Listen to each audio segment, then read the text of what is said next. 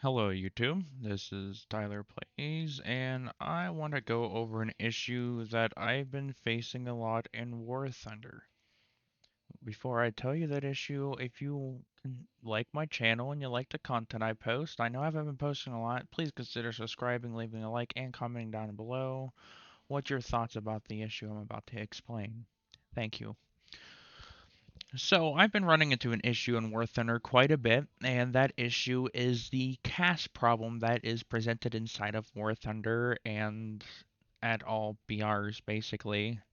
CAS has been a big issue for War Thunder for a very, very long time.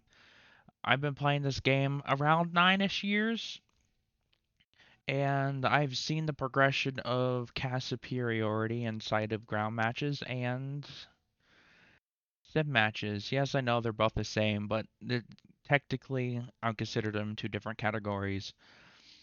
So what I've noticed is the progression of air superiority and air defense in the Russian tech tree. So if you go here, and don't mind me, I don't have the vehicles, but I go against them enough to know that they're broken.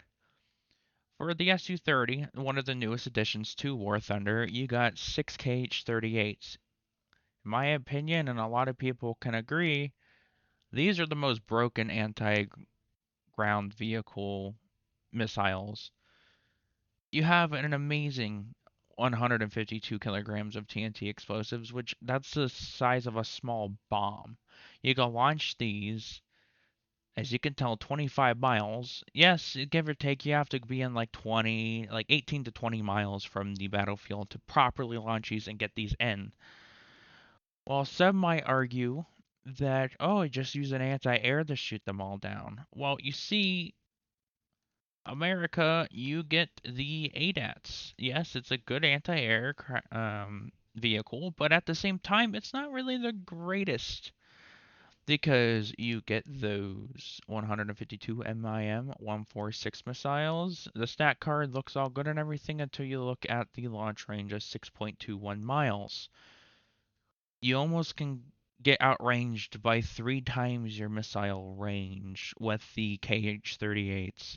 Well, then you probably be like, oh, well, look at the German, Italian, and French top tier anti airs. Yes, those are amazing anti airs with the Flakkerkrad, the Ito 90s for both Sweden and France. Yes, they have the VT1 missiles, but the thing with the VT1 missiles is, as you can see here, guaranteed launch range 6.84 miles. Yes, if they're coming in, you could probably launch around the 8-ish miles because they're coming around a Mach. But for Germany, you get 2 launches of the missile before you have to reload. Well, all that aircraft has to do is launch 3 missiles. Typically, they launch 2. And instead of killing him, you have to go after his missiles.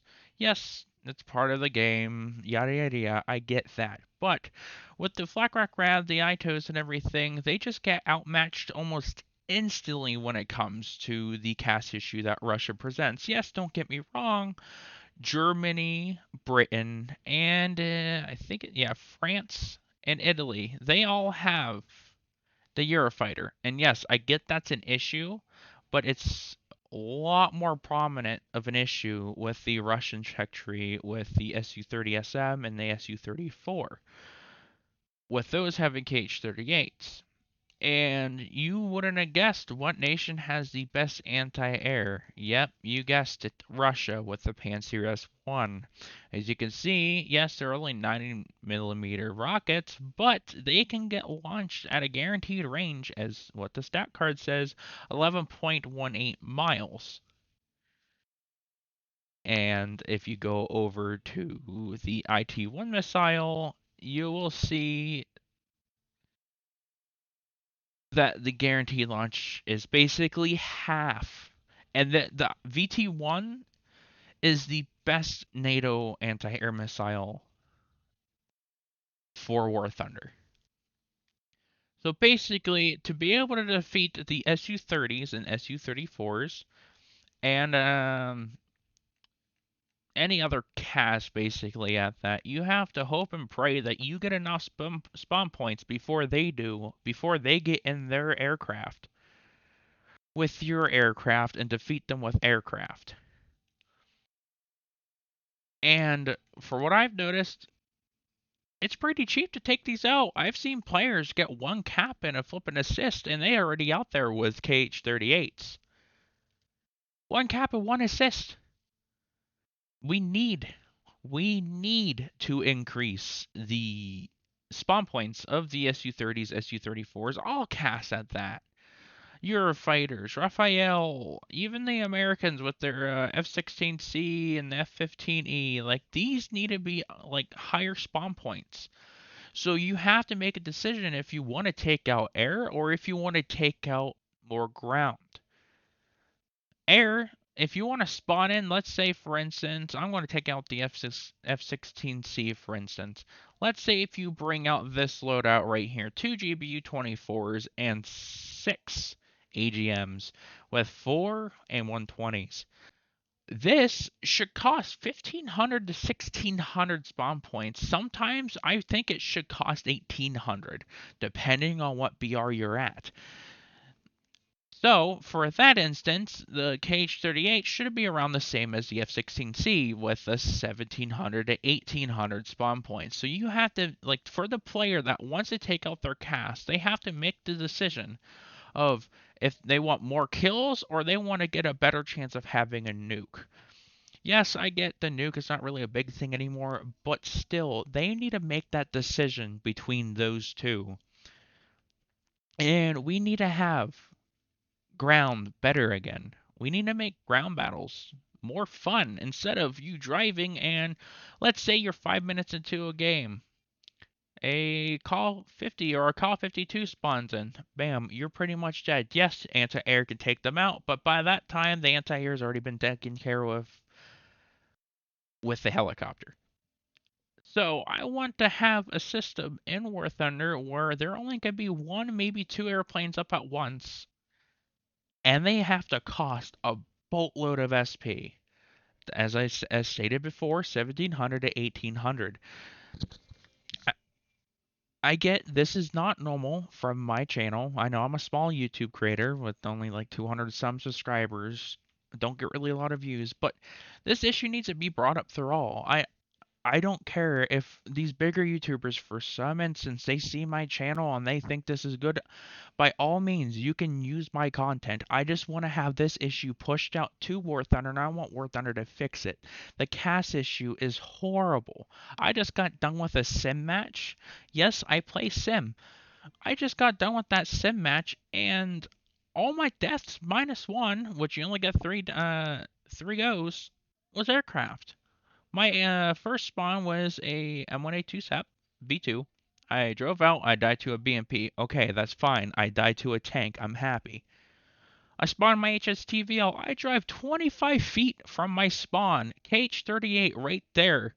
I think, if I remember correctly, I think it was a good, like, I don't know, 2 tanks worth of length between where it hit and where I died. Yes, I get an HSTVL as a light tank, but at the same time, the KH-38s are strong. You do that with an AGM, you're not killing that guy. That guy's not going to get overpressured. And then my SEP V1, out of nowhere, you guessed it, another aircraft, a Ki-52. So for War Thunder's sake, I believe that we should have a different system inside of War Thunder where it comes to CAS. We need a whole revamp. I'm willing to have War Thunder use up a whole proper update instead of adding new vehicles, revamp the game. We need to have better systems. We need to have the traction back. I'm tired of being able to slip on stuff where a tank would have actually gripped. And also at the same time, if I can get my tank there, I should play there. So we need to get rid of those zones where you can't go anymore because it will just J you out. War Thunder's trying to make their game into more of a first-person shooter. Yes, I get it. It's a tank game. It's kind of similar to a first-person shooter. But at the same time, if you really, really look at it, it needs to be its own specialty. They need to stop trying to make Call of Duty style maps, and they need to stop making the play style more Call of Duty and push forward at every BR. And Gaijin also needs to make sure that they decompress their tech tree. Because so far right now, the tech trees are so compressed. Yes, I get it. They worked on that over time. They put it together and, they're trying to fix it. I get that. There's certain areas where it's been fixed. And back in the day, it was a pain in the rear end to actually play that. So with this, they can decompress it even more. The top BR right now for air is 14.0 with the Eurofighters and the Su-30s and stuff like that. I'm saying put the battle rating at 16.0, decompress the areas that really need it, like the 11.0, 10.0 to 11.0. Like those needs, like they need to be moved up, some of them, and some of them need to be moved down, of course. Balancing needs to be taken in place again. But for another instance, let's say my F100. I'm taking out my F100, I get up tiered. Okay, I'm going to face things that are a little bit more dangerous. Oh, wait, an SU-25, a premium. Oh boy, what they have. They have R60 MKs. Yes, there are 60s. They don't really do a lot of damage, but you don't have flares, so you're going to have to compromise with that. But with compromising that, you're adding weight. So I think every vehicle at 10.0 needs to go up to at least 10.7, 11.0 with that new BR going up to 16.0 and 9.3s. Depending on this, yes, this should go up to 9.7 if that whole BR system is fixed.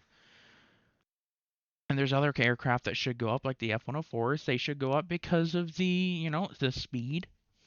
Yes, they don't have flares and everything, but god damn, they are good.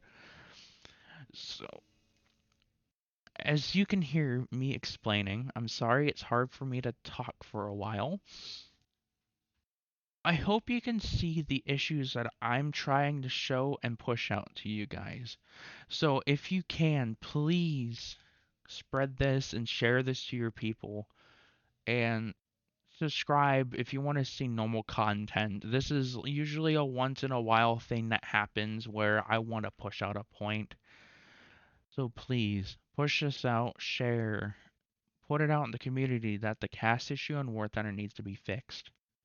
This is Tyler Plays. Catch you guys in the next one. Adios.